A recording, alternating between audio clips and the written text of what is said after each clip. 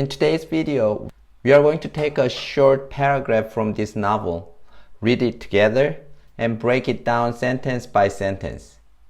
Along the way, I will explain useful expressions, vocabulary, and grammar points that you can use in real life. Hello, welcome to Busanpedia, your place to learn Korean, discover South Korea, and dive into Korean culture.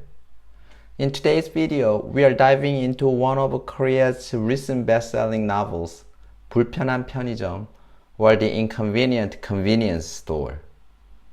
Just to give you a bit of a background, 불편한 편의점 is a touching story set in a small convenience store in Seoul. It follows a homeless man who unexpectedly starts working at the store. His quiet presence begins to change the lives of the people around him. It's a simple but interesting story, full of everyday language and not too difficult to follow. If you are looking for a Korean novel to help you learn the language, I'd recommend this one. In this video, you will get to enjoy part of a Korean novel and learn the language in context. We'll take it slow and easy, and I will make sure everything is clear as we go. Let's read the whole paragraph first. 늦가을도 다 지나가던 저녁, 사장님이 한 남자와 편의점에 들어섰을 때 시연은 입이 떡 벌어지지 않을 수 없었다. 그녀는 남자의 인상에서 수염이 차지하는 비중이 그렇게 크다는 걸 처음으로 실감하게 되었다. 남자도 여자도 머리빨이 있다는 건 알고 있었으나 덥수룩하고 아무렇게나 자란 잡초 같던 콧수염과 턱수염을 말끔히 정리한 도꼬 씨의 얼굴을 본 순간 언제나 멀리하고 싶던 노숙자가 아닌 번듯한 친척 아저씨를 떠올릴 수밖에 없었다. 게다가 머리 역시 짧게 자르고 그 구정물로 빤 것 같은 점퍼와 면바지 대신 통이 큰 셔츠에 청바지를 입은 도꼬 씨는 완전히 다른 사람으로 보였다. 눈이 좀 작긴 해도 오뚝한 콧날과 수염이 없어져 말쑥해진 인매에 강인해 보이는 턱선에서는 남성미까지 느껴졌다. 게다가 넓은 어깨와 등판은 듬직함을 더했고 엉거주춤한 자세도 똑바로 서자 키도 더 커 보였다. Let's jump into the first sentence.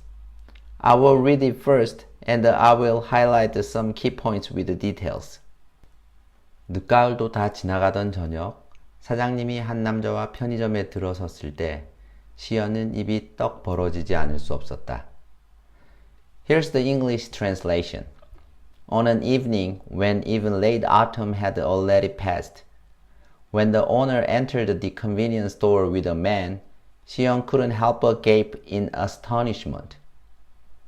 We are going to break it down into three key parts that are really useful to know. First, let's look at 늦가을. You probably already know the four seasons in Korean.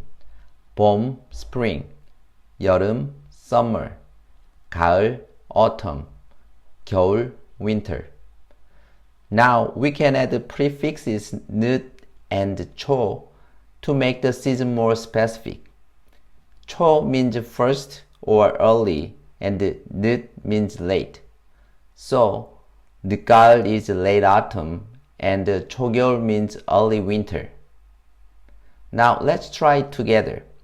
How about early summer? Yes, 초여름. Great.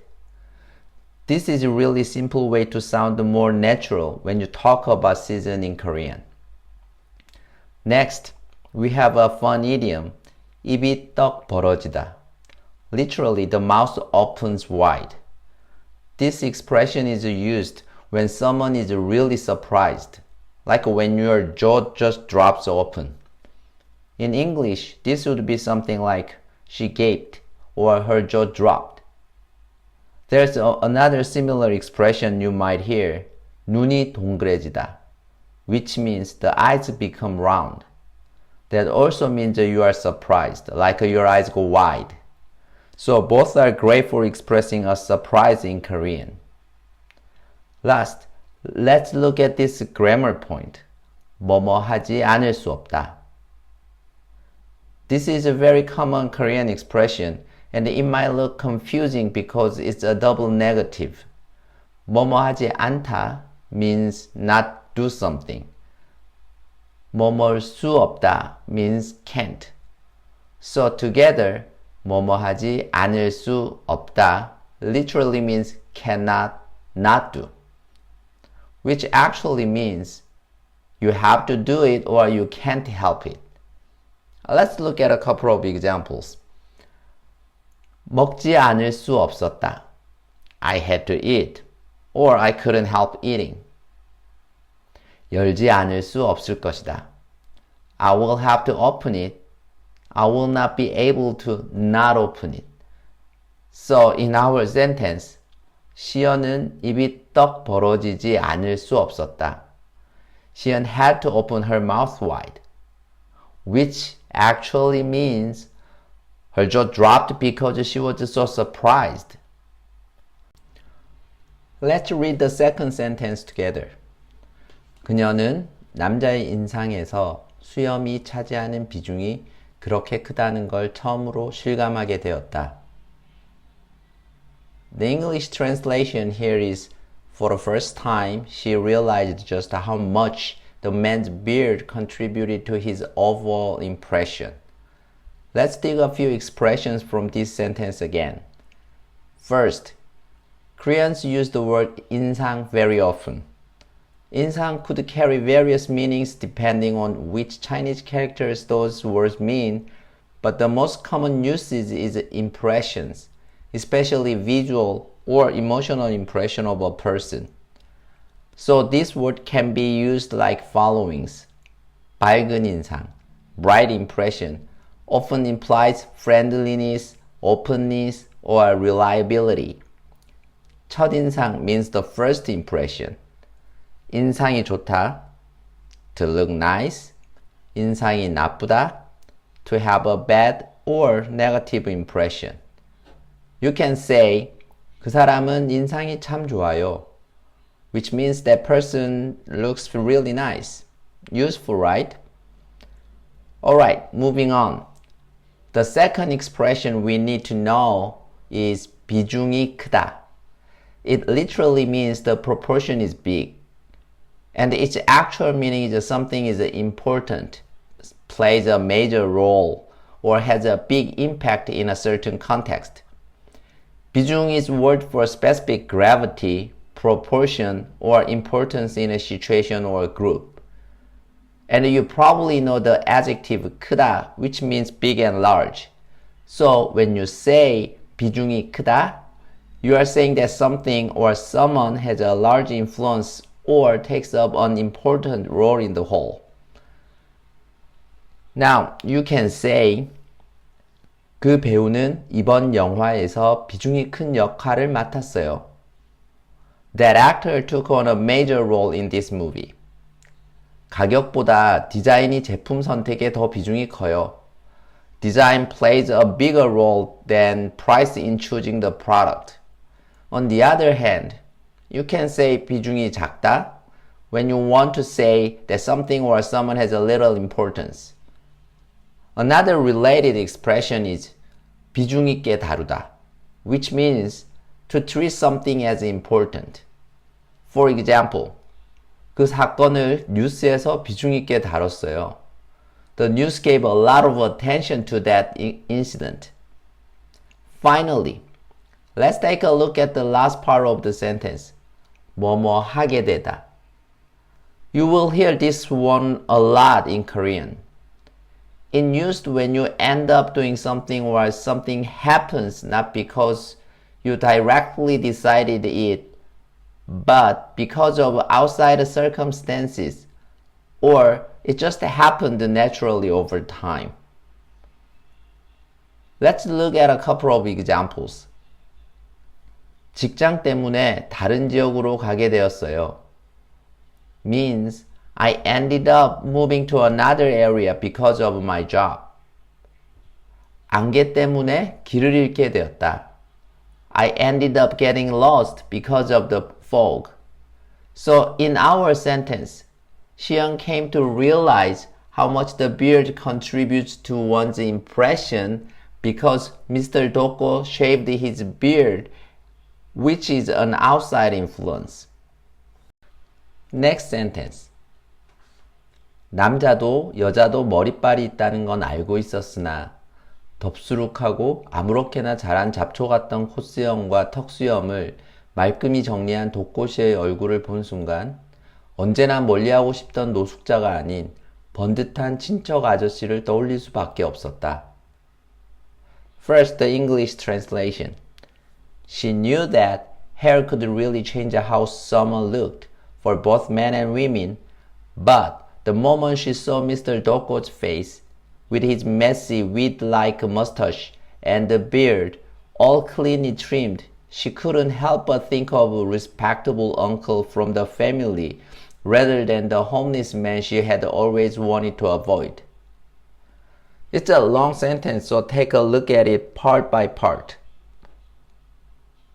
남자도 여자도 머리빨이 있다는 건 알고 있었으나 Here, let's talk about 머리빨. Have you heard the words like 화장빨, 조명빨, or 옷빨? The word 빨 is a suffix meaning influences or effects of something.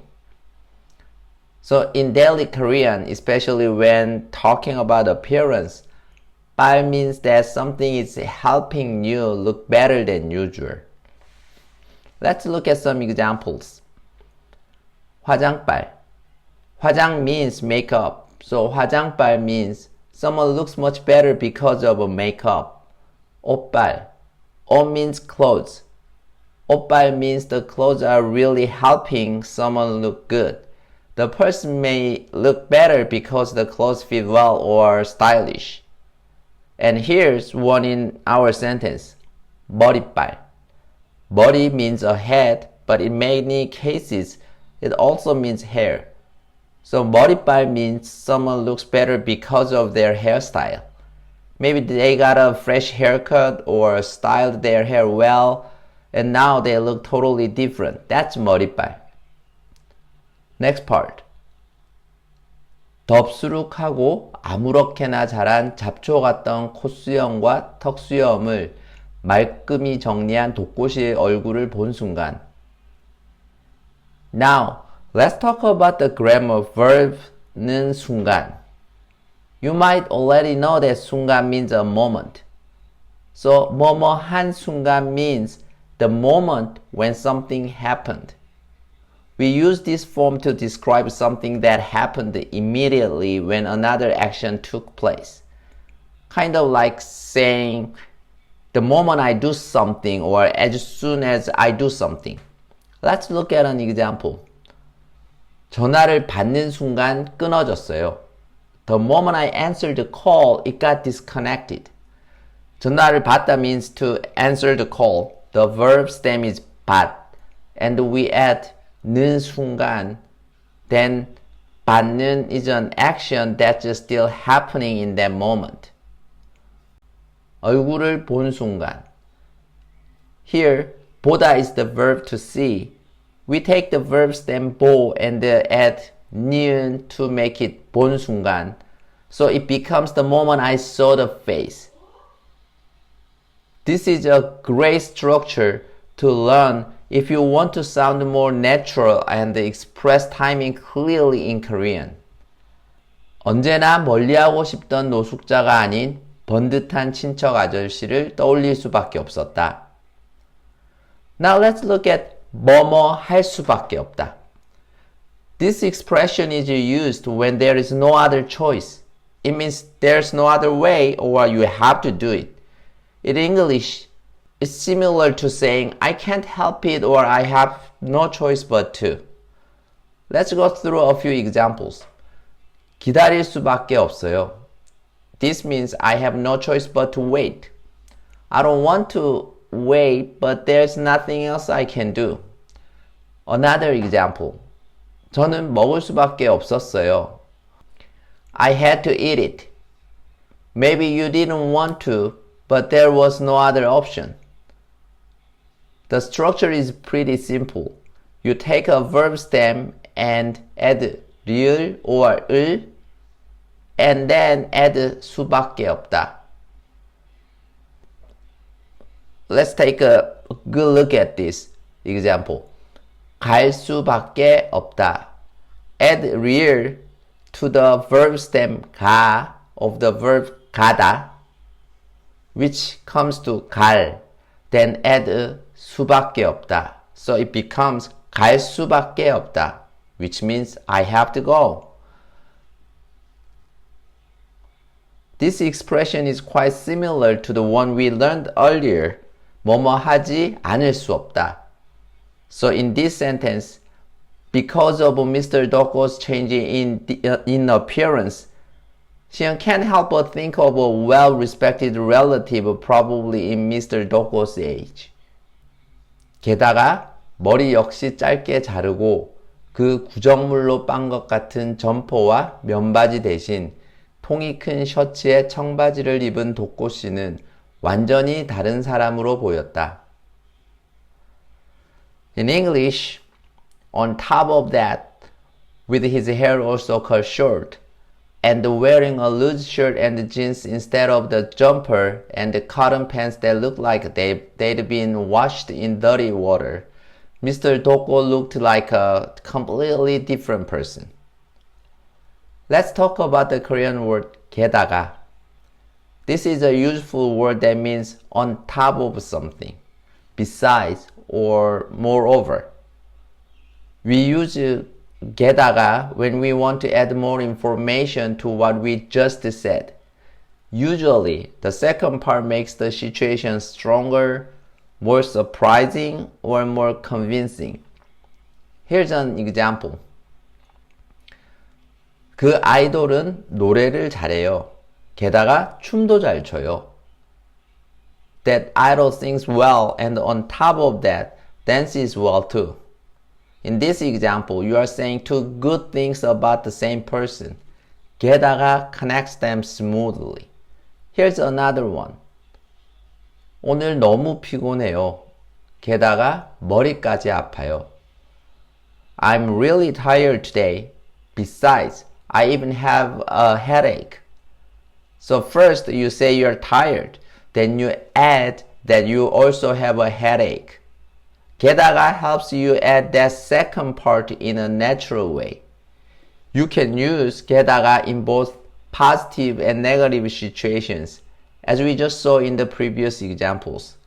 Just remember, it always adds more information that makes the point stronger. In our sentence, 게다가 connects the additional details about Mr. Doko's haircut and the wardrobe to the mention of his shaving in the previous sentence. Let's talk about the second word, 대신. 대신 means instead or in place of. You can use it when one thing is used instead of another, or it's used to show a trade-off. For example, 커피 대신 물 마셨어요. That means I drank water instead of coffee. So 대신 shows what was chosen or done, in this case water, in place of something else, coffee. You can also use it with people. For example, 친구 대신 내가 갔어요. That means I went instead of my friend. Your friend probably was supposed to go, but you went in his or her place. And sometimes it's used to show a trade-off. Like, 제가 도와줄게요. 대신 저도 도와줘야 해요. That means I will help you, but in return, you have to help me too. So here, 대신 shows something is a return or a fair exchange for the action or situation mentioned just before. So remember, 대신 can mean instead of someone, instead of something, or even in exchange for something. In our sentence, 그 구정물로 빤 것 같은 점퍼와 면바지 대신 통이 큰 셔츠에 청바지를 입은 도코씨. This part is saying Mr. Doko is now wearing a loose shirt and jeans instead of that jumper and cotton pants that look like they were washed in dirty water. Here, 대신 is used to compare what he's wearing now to what he used to wear. Before he wore a dirty looking jumper and pants. Now, instead, he's wearing something clean and probably need a big shirt and jeans. So just like before, 대신 is showing a replacement or a change. Next sentence. 눈이 좀 작긴 해도 오똑한 콧날과 수염이 없어져 말쑥해진 인매에 강인해 보이는 턱선에서는 남성미까지 느껴졌다. The translation would be, even though his eyes were a bit small, his sharp nose, clean-shaven mouth, and the strong-looking jawline gave off even a sense of masculinity. Let's talk about the Korean particle 까지. This word has two main meanings, and both are common in everyday Korean. First, 까지 is often used to show the end point of something. It's like saying until or up to in English. You will often hear it with 부터 or 에서, which means the starting point. For example, 서울에서 부산까지 means from Seoul to Busan. 아침부터 저녁까지 means from morning until evening. 어머니를 역까지 모셔다 드렸다. I took my mother to the station. So in this meaning, 까지 shows where something ends, a place, a time, or even an action. Now, the second meaning is a little different. 까지 can also mean even or on top of that when you are adding something more to what has already been mentioned or implied. For example, 친구가 밥도 사고 커피까지 사줬어요. That means my friend bought me a meal and even paid for the coffee too. Here, 까지 shows that the coffee was an extra thing, something more than expected. Another example. 눈이 오고 바람까지 불어요. It's snowing and on top of that, it's windy too. You are adding one more bad condition to the first one. Let's see how 까지 is used in our sentence. 강인해 보이는 턱선에서는 남성미까지 느껴졌다. Here, Siyeon felt even the masculinity from Mr. Doko's strong jawline. This part implies that masculinity is added to Mr. Doko's clean change. So it's the second meaning of 까지. Let's read the last sentence. 게다가 넓은 어깨와 등판은 듬직함을 더했고 엉거주춤한 자세도 똑바로 서자 키도 더 커 보였다. Here is the translation. On top of that, his broad shoulders and the back made him look more reliable. And when he straightened up from his half-bent, uneasy posture, he even seemed taller. We will learn towards 듬직하다 and 엉거주춤하다 from this sentence. Let's talk about the word 듬직하다 first. This word is used when someone seems reliable, strong, or steady. For example, in the sentence, 넓은 어깨와 등판은 듬직함을 더했고, it means his broad shoulders and the back made him look even more reliable. Now let's look at the second one, 엉거주춤하다. This word describes an awkward or unsure posture, not fully standing and not fully sitting, kind of halfway, like you are in between movements. It often shows hesitation or a lack of confidence in body language.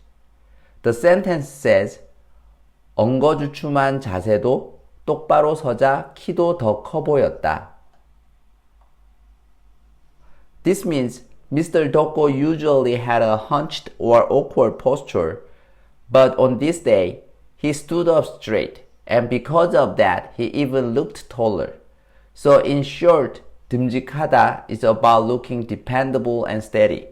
엉거주춤하다 is about having an awkward or half-bent posture.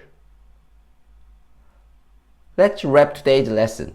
We've covered so much together, from seasonal expressions like 늦가을 and 초겨울 to useful idioms like 입이 떡 벌어지다 and important grammar patterns like 하지 않을 수 없다 and 할 수밖에 없다. I hope you can see how reading Korean novels like 불편한 편의점 can really help you learn natural everyday Korean. Instead of just memorizing vocabulary lists, you are seeing how these words and expressions are actually used in context, which makes them so much easier to remember and use yourself. This is just the beginning. I'm planning to continue this series with more passages from 불편한 편의점, so you can follow along with the story while building your Korean skills. Each video will introduce new vocabulary, grammar points, and cultural insights that you can use in real conversations.